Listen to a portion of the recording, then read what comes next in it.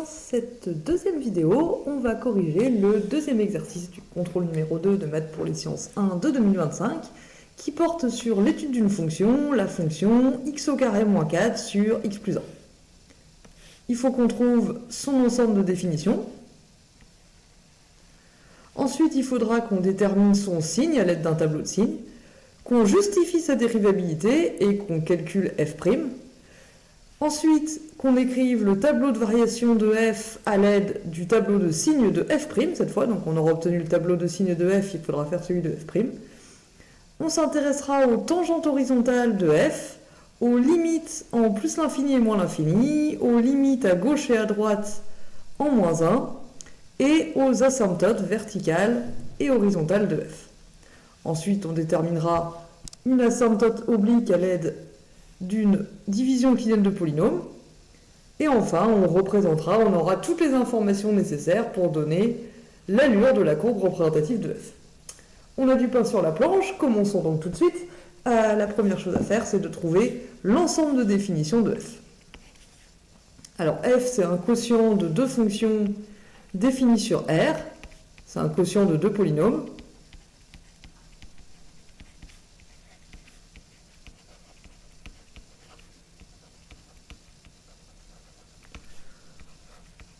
Donc, elle est définie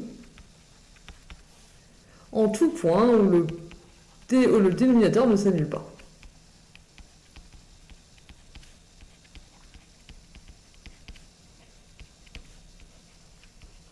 Donc il s'agit de regarder le dénominateur et d'enlever les points où il s'annule à l'ensemble de définitions.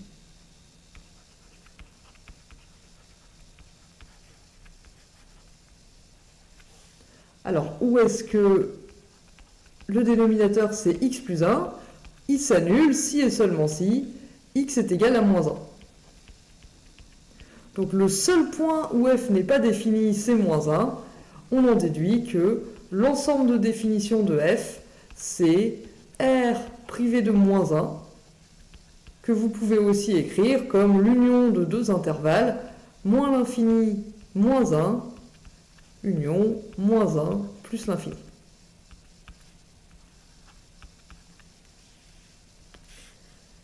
Donc la réponse à notre première question, c'était R privé de moins 1. Alors, dans un deuxième temps, il faut qu'on étudie le signe de f.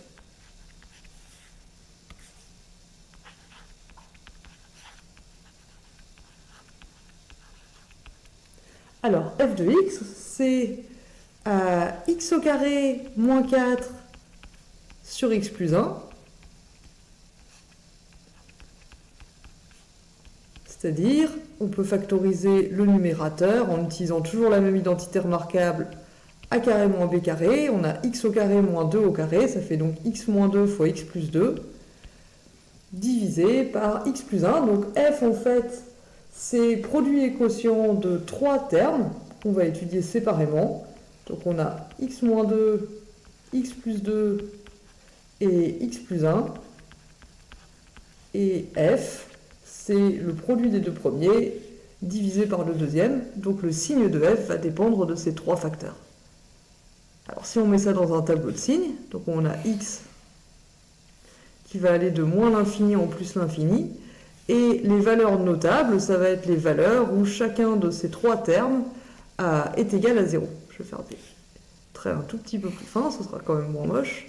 Toc, x moins 2, x plus 2, x plus 1, et on mettra tout ensemble pour en déduire le signe de f de x. Ah, pourquoi j'arrive pas à faire ce que je veux? Mais pourquoi il se rattache là? Excusez-moi, le machin ne veut pas m'écouter. Ok, ça marche pas. Qu'est-ce qui se passe? Bon, il veut pas me faire de traits. C'est pas grave, je vais en faire un plus épais. Non. Voilà. Et x, pareil, il est un petit peu à part. Voilà. Et on les sépare comme ceci. Donc les valeurs notables ici à traiter à part, ce sont tous les points où chacun de ces trois facteurs s'annule. Donc x moins 2, il va s'annuler en 2. x plus 2, il va s'annuler en moins 2, et x plus 1, comme on a déjà dit, il va s'annuler en moins 1. Donc ici, on va avoir les valeurs à isoler, c'est moins 2, moins 1 et 2. Moins 1, ça va être une valeur interdite de f, puisque son dénominateur s'y annule. Et maintenant, on étudie. Donc x moins 2, il est positif jusqu'à ce que x soit égal... Il est négatif, pardon, jusqu'à ce que x soit égal à 2, et ensuite il est positif. X plus 2, il est négatif jusqu'à ce que x soit égal à moins 2, et ensuite il est positif. Et x moins 1, là ça s'annule, là ça s'annule. X moins 1, il s'annule en 1. Avant, il est négatif, et après, il est positif. Et maintenant, on fait le produit des trois signes. Donc, on voit que moins, ça fait moins. Donc, f de x est négatif sur moins l'infini moins 2. Moins par moins, ça fait plus. Donc, f de x est positif sur moins 2, moins 1. Ouvert en moins 1, puisque f n'est pas défini en moins 1.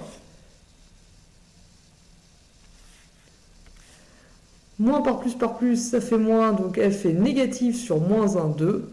Et enfin, f est positive sur 2 plus l'infini. Conclusion. F est positive sur l'ensemble moins 2, moins 1 exclu, puisque f à nouveau n'est pas défini en moins 1, union 2 plus l'infini, et f est négative sur son complémentaire. Alors pas tout à fait complémentaire, puisqu'il faut encore enlever moins 1. F est négative sur moins l'infini moins 2, union à moins 1, 2. Donc notre conclusion, en fait, c'est un résumé de la dernière ligne du tableau. Ensuite, il nous faut dériver f. Et pour commencer, il nous faut justifier que f est dérivable. Donc, dérivation de f.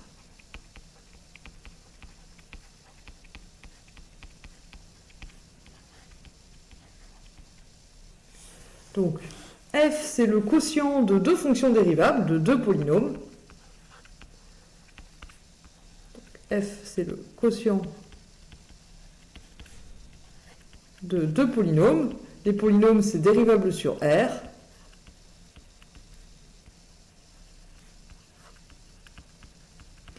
Du coup, les seuls points où f n'est pas dérivable, c'est les points où le dénominateur s'annule.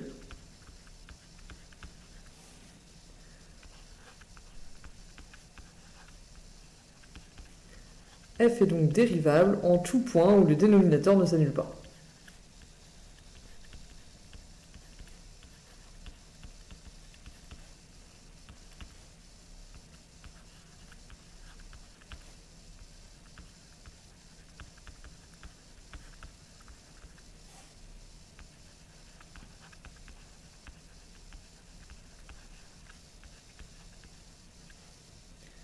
Autrement dit, f est dérivable sur son ensemble de définitions R privé de moins 1.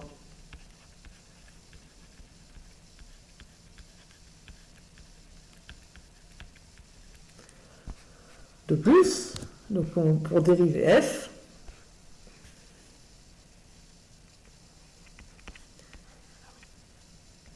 f' de x, c'est... Alors, f de x, elle est de la forme... Hop là, f de x égale u de x sur v de x, avec u de x égale x au carré moins 4 et v de x égale 1 plus x plus 1, inutile de le mettre envers. Donc, f' de x, c'est égal à u' de x fois v de x, moins u de x v' de x divisé par v de x au carré.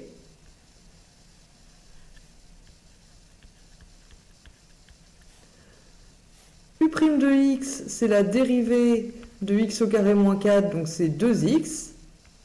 V' de x, c'est la dérivée de x plus 1, ça va être 1. Donc on a u' de x fois v de x, ça va être 2x fois x plus 1, moins u de x, c'est-à-dire moins x de moins 4 fois 1, donc moins x de moins 4, divisé par v de x au carré, c'est-à-dire x plus 1, le tout au carré. Et du coup, si on simplifie, on obtient que f' de x, du coup, c'est égal à 2x au carré plus 2x moins x au carré plus 4, c'est-à-dire x au carré plus 2x plus 4 divisé par x plus 1 au carré. Et ça, c'est donc la dérivée de la fonction f sur r privé de moins 1. Et c'est aussi la réponse à notre troisième question.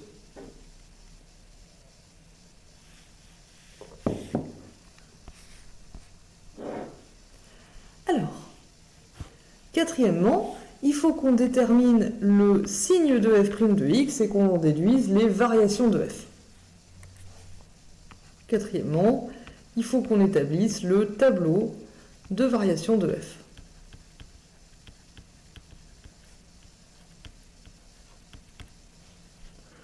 Alors, on peut remarquer que... Donc, on commence par déterminer le signe de f' de x.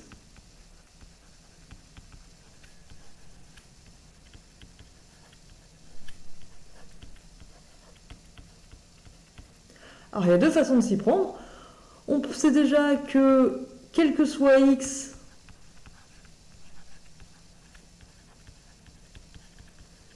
déjà dans r privé de moins 1, x plus 1 au carré, c'est toujours positif. Donc le dénominateur, il est toujours positif. D'autre part,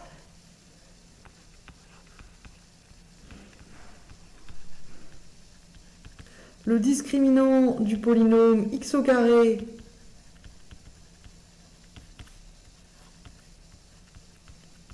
plus 2x plus 4, c'est delta égale b carré, donc 2 au carré, moins 4ac, donc moins 4 fois 1 fois 4, moins 4 fois 4. Ça nous fait donc 4 moins 16, c'est-à-dire moins 12.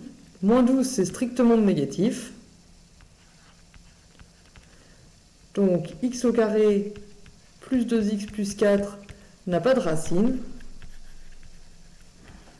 Et comme son coefficient directeur, c'est 1 qui est strictement positif,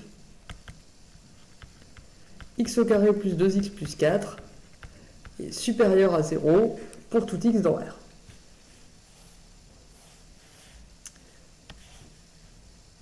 Je vais décaler ça pour avoir la place de finir ma phrase. Toc, x au carré plus 2x plus 4 supérieur à 0 pour tout réel x.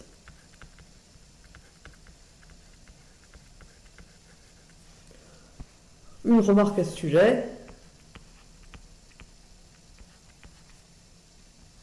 X au carré plus 2x plus 4. Si vous êtes observateur, vous pouvez remarquer que c'est x au carré plus 2x plus 1 plus 3. C'est pas faux. Et x au carré plus 2x plus 1, c'est x plus 1 au carré plus 3.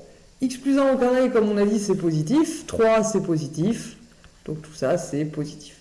C'était pas nécessaire de remarquer ça, mais ça nous permettait d'aller un petit peu plus vite. Conclusion, du coup.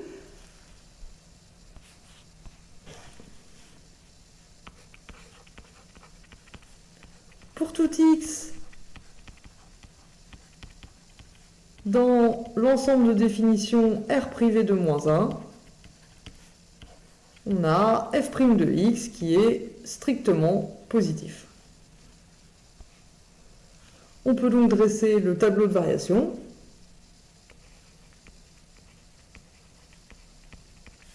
Donc, si on étudie la fonction f sur son ensemble de définition. Elle est définie entre moins l'infini et 1 exclu et 1 et plus l'infini. Donc attention, ici on ne peut pas juste faire une flèche qui monte avec un plus dans tout le tableau, puisque du coup la fonction f tout de même elle n'est pas définie en moins 1, pardon. J'ai mis 1, c'est en fait un moins 1 ici. Il faut penser quand même à exclure le moins 1. On ne peut pas juste faire un tableau avec la fonction f comme si elle était définie partout. Ici, du coup, il y a une valeur interdite qui est moins 1, et il faut bien qu'on en tienne compte.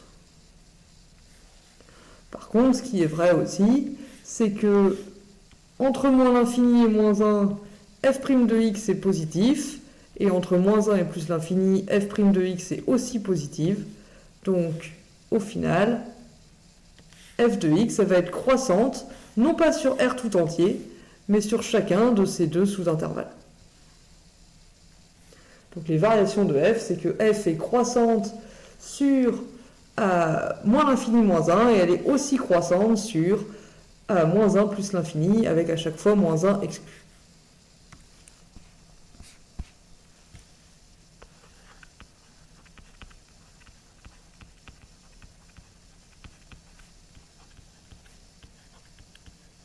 Alors on n'a pas tout à fait rempli le tableau, il faut encore qu'on calcule les limites de chaque côté. Là, ça tombe bien, ça va être notre prochaine tâche. Mais avant ça, il faut qu'on continue un petit peu sur la dérivée, puisqu'il faut qu'on étudie les tangentes horizontales de f. On a une question qui est, question 5, pourquoi f n'admet-elle pas de tangente horizontale? Alors, pourquoi est-ce que f n'admet pas de tangente horizontale? F, elle admet une tangente horizontale au point x0,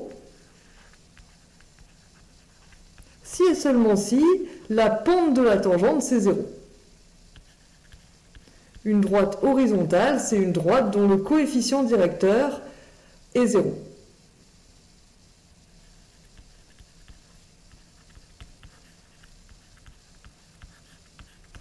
Or, le coefficient directeur de la tangente,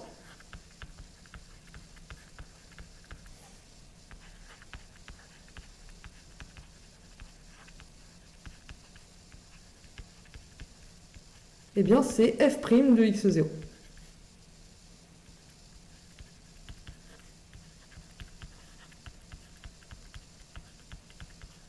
Mais ce qu'on a vu, c'est que, en fait, f' de x, elle ne s'annule jamais.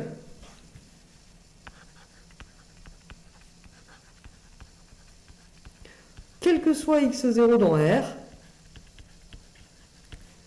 f' de x0, c'est strictement positif, donc non nul.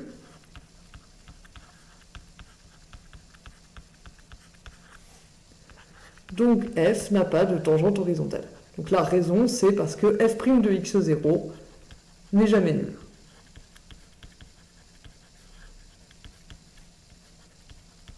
Attention dans cette question à ne pas confondre une tangente horizontale avec une asymptote horizontale. Les asymptotes horizontales, on en parlera tout à l'heure. Ici, pour les tangentes horizontales, la question c'est est-ce que c'est possible que le coefficient directeur de la tangente ce soit 0? Et la réponse est non, puisque f' ne s'annule pas. Et maintenant, on va parler de limites.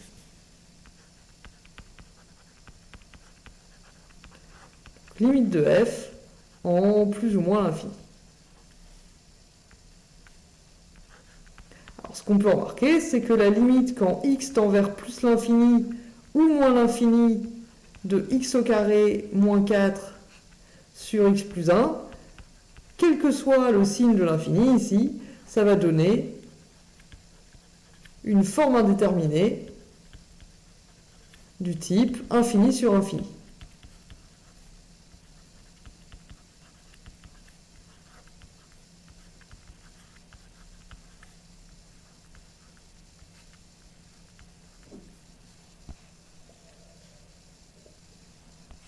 Pour la lever, on réécrit f. F de x, on peut mettre les termes de plus haut degré en facteur au dénominateur et au numérateur. Ici, on obtiendra x au carré facteur de 1 moins 4 sur x au carré. Et le terme dominant au numérateur, c'est x. Si on le met en facteur, on aura x facteur de 1 plus 1 sur x. Et là, on peut simplifier un petit peu. On peut simplifier le x au carré avec le x, ce qui nous donne x facteur de 1 moins 4 sur x au carré divisé par 1 plus 1 sur x. Et là, on peut calculer la limite.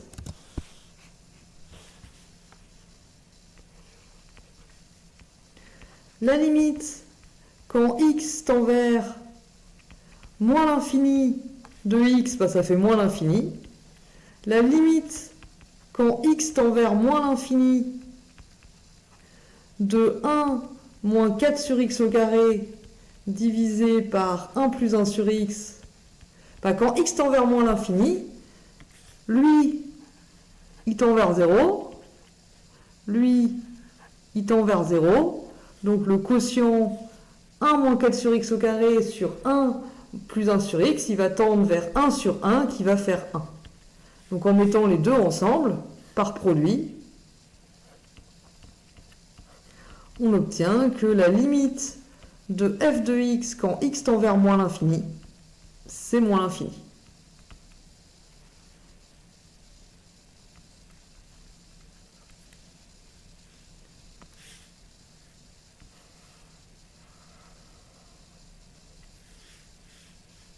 D'autre part, on fait la même chose ensuite en plus l'infini. La limite de x en plus l'infini, bah devinez quoi, c'est plus l'infini, vous êtes surpris, je suis sûr. Et d'un autre côté, quand x tend vers plus l'infini, hop là, j'ai oublié un plus ici, plus l'infini. Et d'un autre côté, la limite de 1 moins 4x au carré sur 1 plus 1 sur x, bah c'est encore une fois 1. Pour la même raison, hein, quand x tend vers plus l'infini, ce bout-là tend vers 0, ce bout-là tend vers 0, donc il reste 1 sur 1 qui fait 1. Et au total, du coup, la limite de f de x en plus l'infini, c'est plus l'infini par produit.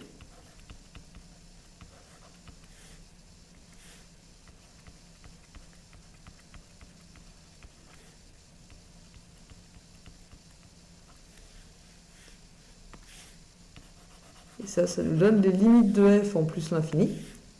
Alors maintenant, f, elle n'est pas définie en 1, donc il faut aussi qu'on étudie, et c'est notre question suivante, les limites à gauche et à droite de f en moins 1. Donc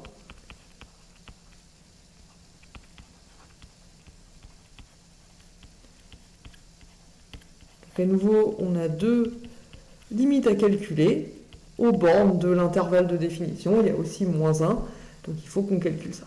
Alors, limite à gauche. La limite, quand x tend vers 1, tend vers moins 1, avec x qui est inférieur à moins 1 de x au carré moins 4, bah, x au carré moins 4, c'est une fonction continue en moins 1, donc sa limite en moins 1 à gauche, c'est sa valeur en moins 1, c'est-à-dire moins 3. Moins 1 au carré moins 4, ça fait moins 3. Et d'un autre côté, la limite, quand x tend vers moins 1, en étant inférieur à moins 1 de x plus 1, c'est 0 moins.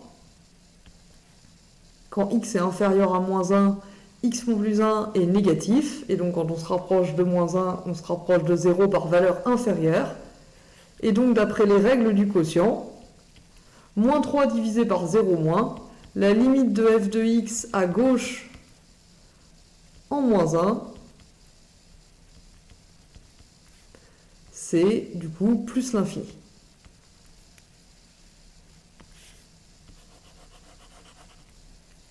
Maintenant, on regarde la limite à droite, ça va se passer de la même façon. Donc x au carré moins 4, c'est une fonction continue en moins 1. Donc sa limite en moins 1 à droite, elle est égale à la valeur en moins 1, c'est-à-dire toujours moins 3. Et cette fois, par contre, la limite quand x tend vers moins 1 en étant plus grand que moins 1 de x plus 1. Donc cette fois, quand on est plus grand que moins 1, x plus 1 est positif. Donc on se rapproche de 0 par le haut, par valeur positive, et donc la limite c'est 0 plus. Par quotient, la limite quand x tend vers moins 1 à droite, la limite à droite de f de x en moins 1, c'est cette fois plus l'infini. Là, on peut remettre ces valeurs dans notre tableau, et on va voir que c'est cohérent avec les sens de variation qu'on a observés. On a dit la limite de f en moins l'infini, c'est moins l'infini. La limite à gauche en moins 1, c'est plus l'infini. La limite à droite, c'est moins l'infini. Et la limite de f en plus l'infini, c'est plus l'infini. Donc on a effectivement ici quelque chose qui est cohérent avec le sens de variation qu'on avait obtenu, ce qui est toujours rassurant. Alors ça, c'était les limites à gauche. Maintenant, que peut-on en déduire sur les asymptotes c'était les limites de f aux bornes de son intervalle de définition. Que peut-on en déduire sur les asymptotes de f? Première observation, les limites de f en plus ou moins l'infini ne sont pas finies.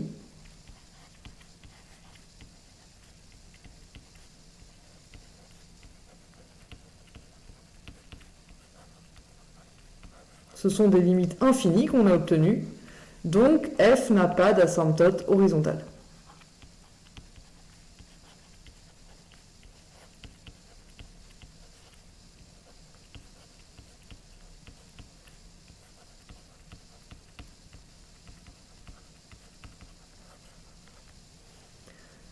Par contre, f a des limites infinies en moins 1.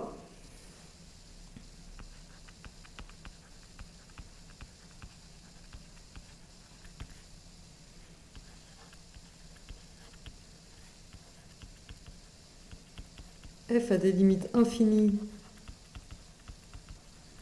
à gauche et à droite de moins 1. À gauche et à droite de moins 1. Donc, la droite x égale moins 1, la droite verticale d'équation x égale moins 1, est une asymptote verticale de f.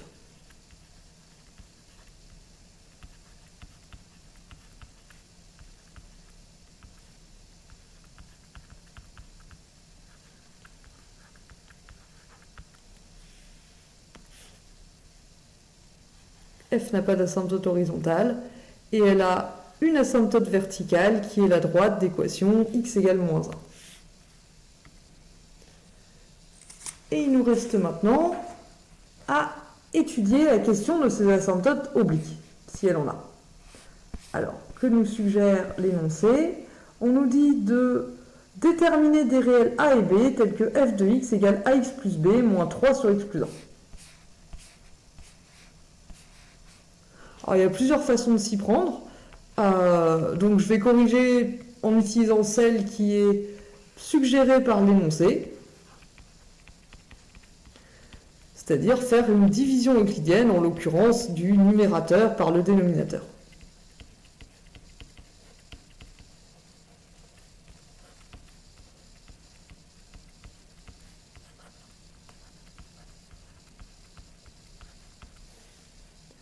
Alors si vous avez fait autrement, ça peut tout à fait marcher aussi, hein, bien sûr. Il s'agit juste ici de choisir une stratégie, parce que je vais manquer de temps pour corriger toutes les possibilités, mais c'est pas parce que vous avez fait différemment de moi que vous avez eu faux nécessairement. Je me contente d'utiliser la méthode suggérée par l'énoncé, ce n'est pas la seule méthode possible, comme d'ailleurs l'énoncé l'indique. Donc il faut que je fasse la division euclidienne de x au carré moins 4 par x plus 1. Alors, il faut que je commence par soustraire quelque chose pour simplifier le x au carré. Et par quoi est-ce qu'il faut que je multiplie x plus 1 pour simplifier un x au carré? Par x, puisque du coup ça me permet de soustraire x fois x plus 1, ça fait x au carré plus x. Et il me reste alors, après soustraction, il n'y a plus de x au carré, je vais avoir moins x moins 4. Ensuite, pour simplifier le x ici, il faut que je multiplie x plus 1 par moins 1. Ça me permet de soustraire moins x plus 1 fois moins 1, ça fait moins x moins 1. Alors ça fait beaucoup de moins, il faut être attention. Il faut faire attention, moins x, ça fait 0, c'était le but. Et moins 4 moins 1, ça fait moins 3.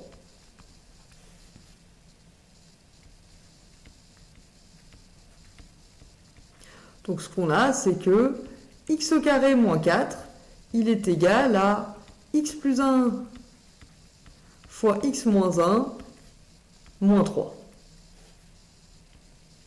Et donc, f de x, elle est égale à x au carré moins 4 divisé par x plus 1. X au carré moins 4, on le réécrit x plus 1 fois x moins 1 moins 3 sur x plus 1. On peut séparer en deux cette fraction, c'est x plus 1 fois x moins 1 sur x plus 1 moins 3 sur x plus 1. Ici, on voit qu'on peut simplifier des x plus 1 au numérateur et au dénominateur, et il va rester, en fin de compte, f de x est égal à x moins 1 moins 3 sur x plus 1.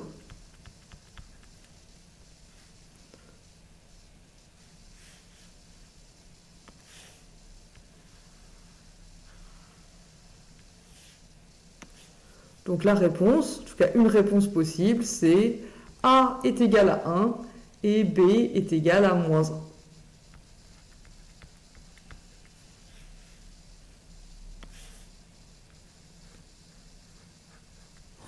Et ça nous permet de montrer que f a une asymptote oblique.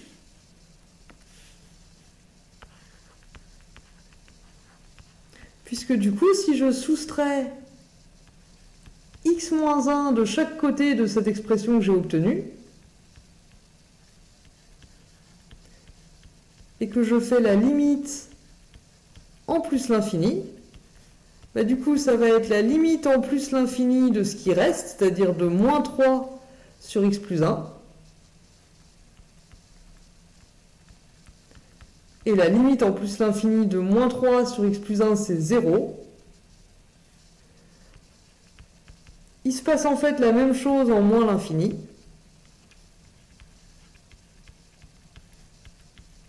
La limite quand x tend vers moins l'infini de moins 3 sur x plus 1, c'est aussi 0.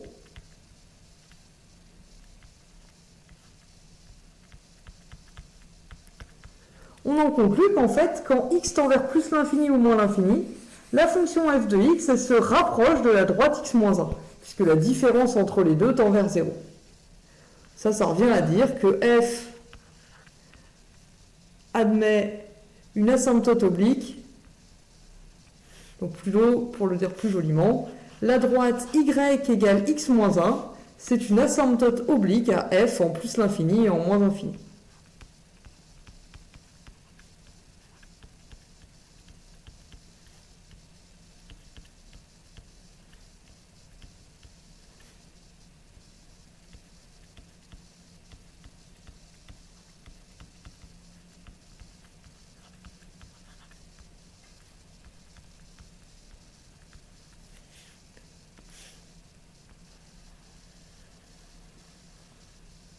On a maintenant toutes les informations nécessaires pour tracer l'allure du graphe de f. Alors il s'agit ici juste de dessiner en gros quelle tête ça. On ne nous demandait pas une précision extrême. De toute façon, on peut pas avec juste les moyens qu'on a. Donc on va commencer par représenter les asymptotes.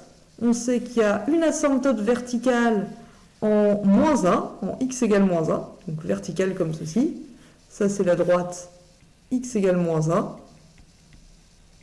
Et on sait aussi que le graphe de f a une asymptote oblique d'équation x moins 1. Alors, x moins 1, ça nous fait une droite comme ça qui monte en passant par le point moins 1, 0. 0, moins 1, son ordonnée à l'origine, c'est moins 1. Et sa pente, c'est 1. Alors, c'est pas terrible sur mon dessin, mais soyez indulgents. Maintenant, on sait que f étant vers moins l'infini, en moins l'infini, et en moins 1, elle explose et elle tend vers plus l'infini. Donc en fait, on s'attend à ce que f, hop là, en moins l'infini, elle va coller à cette droite, et en 1, elle va tendre vers plus l'infini. Je vais y arriver. Voilà. Donc ici, on va avoir quelque chose comme ça. C'est pas très joli, mais soyez indulgents. C'est vraiment pas très joli. Je refais. Voilà. Hop là, ça tend vers plus l'infini en moins 1. À droite en moins 1, ça revient par moins l'infini. Et ensuite, en plus l'infini, la fonction va être croissante tout du long et à se rapprocher de la droite y égale 1. On a vu de plus qu'elle était négative jusqu'à moins 2, puis positive entre moins 2 et moins 1. Donc ici, on doit avoir moins 2. Ensuite, elle est négative jusqu'à x égale 2. Et après, elle est positive. Donc ici, elle doit s'annuler en 2.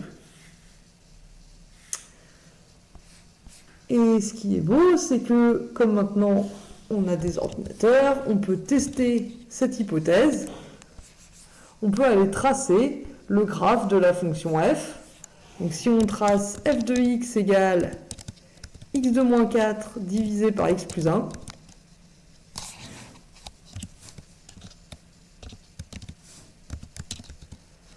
ainsi que les asymptotes x égale moins 1 et y égale x moins 1, on observe effectivement une allure de ce genre, donc plus jolie que ce que j'ai dessiné, mais dans l'idée c'est à peu près ça, avec ici la courbe de f en rouge qui se rapproche à l'infini de son asymptote oblique, et on a ici effectivement une asymptote verticale. J'espère que cette correction était claire et je vous remercie de votre attention.